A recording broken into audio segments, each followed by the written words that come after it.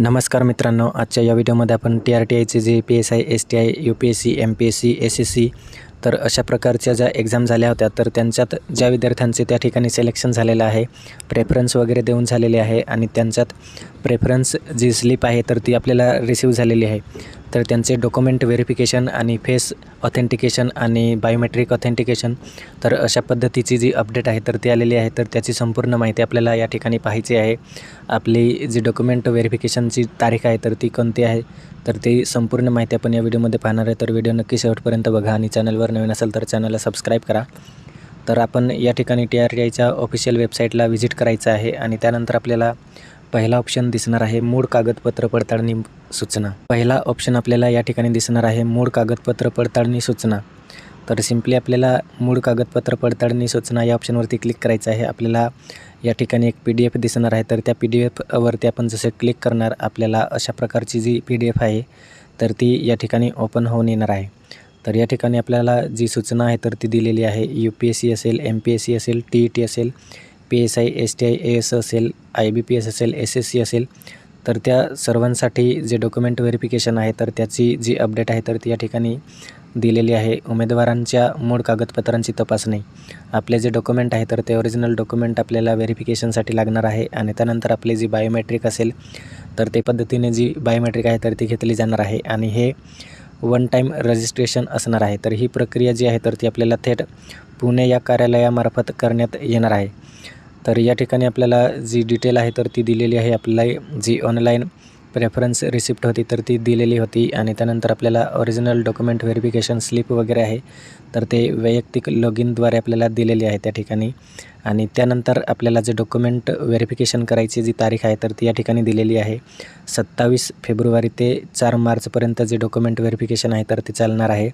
या ठिकाणी आपल्याला वेळ दिलेली आहे 9 वाजे ते 6 वाजेपर्यंत आपल्याला जी तारीख आहे तर त्यांच्या दरम्यान जे डॉक्युमेंट आहे तर ते व्हेरिफिकेशन आपण करू शकणार आहे. या ठिकाणी आपण पाहू शकतो पूर्व प्रशिक्षण योजनेचे नाव दिलेले आहे. आपण जर MPSCमध्ये अभियांत्रिकी सेवा परीक्षामध्ये पास झाला असेल तर तुमच्यासाठी या ठिकाणी 27 तारखेला जे डॉक्युमेंट व्हेरिफिकेशन आहे तर ते करायचं आहे. त्यानंतर MPSCमधूनच तुम्हाला विधी न्यायिक सेवासाठी आपण पास झाला असेल तर तुम्हालासुद्धा जी डेट आहे तर ती सेम दिलेली आहे 27 तारीख. त्यानंतर आपल्याला SSCसाठी जी डेट आहे तर ती दिलेली आहे 28 फेब्रुवारी.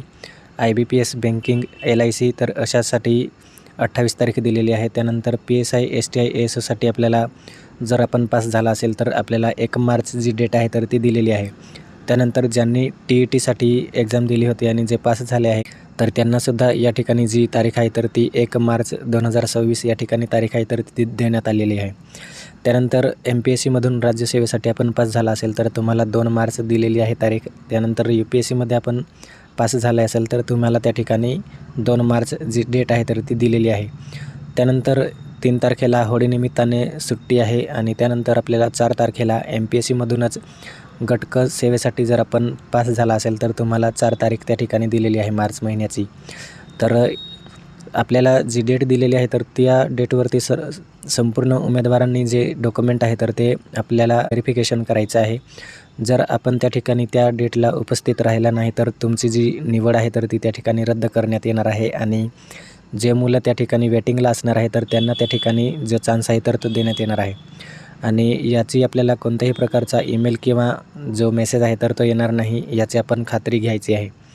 आपण जे डॉक्युमेंट व्हेरिफिकेशन करायचं आहे तर त्याचा पत्ता या ठिकाणी आपल्याला दिलेला आहे. तर तो पत्ता आपण या ठिकाणी व्यवस्थित चेकआउट करायचा आहे आणि त्यानंतर जे लोकेशन आहे तर ते त्या ठिकाणी आपल्याला रीच आऊट करायचं आहे.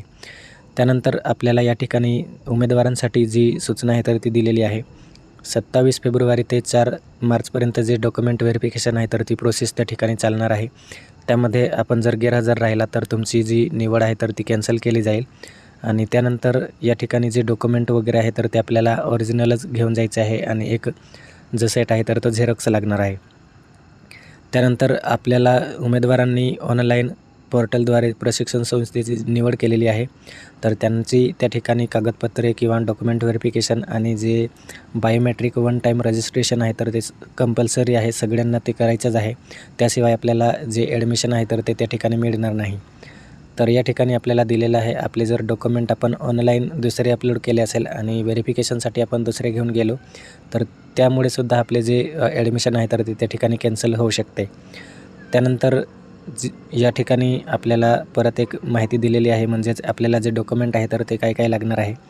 तर डॉक्युमेंटमध्ये आपल्याला ऑनलाईन पोर्टलच्या माध्यमातून प्रशिक्षण संस्था निवडची जी एक ओरिजिनल डॉक्युमेंट स्लिप भेटली असेल तर ती त्या ठिकाणी लागणार आहे. त्यानंतर आपल्याला 2 पासपोर्ट साईज फोटो लागणार आहे. त्यानंतर 10वी आणि 12वीचे मार्कशीट आणि जे सर्टिफिकेट असतात तर ते त्या ठिकाणी लागणार आहे. त्यानंतर आपल्याला जे ग्रॅज्युएशनची प्रमाणपत्र किंवा मार्कशीट असतात तर ते सुद्धा त्या ठिकाणी लागणार आहे. त्यानंतर आपल्याला जी व्हॅलिडिटी असेल, कास्ट असेल, डोमिसाईल असेल तर ही जी डॉक्युमेंट आहे तर ती ही मेन डॉक्युमेंट आहे आणि ही आपल्याला कंपल्सरी लागणारच आहे. त्यानंतर आपल्याला या ठिकाणी आधार कार्डाची जी प्रत आहे तर ती त्या ठिकाणी लागणार आहे आणि जे बँक पासबुक असणार आहे आपले तर ते आपल्या आधार सीडिंग असायला पाहिजे. जे अकाउंट आहे तर ते आधार सीडिंग असल्यावरच जी DBT आहे तर ती आपल्या बँक अकाउंटमध्ये रिसीव्ह होणार आहे. त्यानंतर आपल्या जर काही रिझर्वेशन असेल, हँडिकॅपचं असेल किंवा ऑर्फनचं असेल तर त्याचा जो दाखला असतो तर तो सुद्धा तुम्हाला त्या ठिकाणी घेऊन जायचा आहे. त्यानंतर जन्मदाखला असेल, वयाचा पुरावा तर त्यामध्ये आपल्याला जन्मदाखला, 10वीचं प्रमाणपत्र किंवा पासपोर्ट, ड्रायव्हिंग लायसन तर अशा प्रकारची जी डॉक्युमेंट आहे तर त्यातले कोणतेही एक डॉक्युमेंट तुम्हाला त्या ठिकाणी लागणार आहे. त्यानंतर आपल्याला इन्कम सर्टिफिकेटचा जो दिलेली आहे माहिती तर या ठिकाणी आपण पाहू शकतो. वार्षिक उत्पन्न जर आपले 8 लाखापेक्षा जास्त असेल तर तुम्ही त्या ठिकाणी तुमचं जे ॲडमिशन आहे तर ते कॅन्सल होणार आहे. 8 लाखापेक्षा जे इन्कम आहे तर ते आपल्याला कमीच पाहिजे. त्यानंतर आपल्याला जे इन्कम सर्टिफिकेटची रिसिप्ट दिलेली आहे त्यात आपले 2022-23 किंवा 23-24 आणि 24-25 या 3 वर्षाचा एकत्रित किंवा आर्थिक सेपरेट जरी आपल्याकडे इन्कम सर्टिफिकेट असला तरी त्या ठिकाणी तुम्हाला तो व्हॅलिड असणार आहे. जे ॲडमिशन आहे तर ते करताना या ठिकाणी आपल्याला एक स्वयं घोषणापत्र जे आहे तर ते त्या ठिकाणी भरून द्यायला लागणार आहे. तर याची जी PDF आहे तर ती आपल्या टेलिग्राम चॅनलवरती मी त्या ठिकाणी आपल्याला देणार आहे.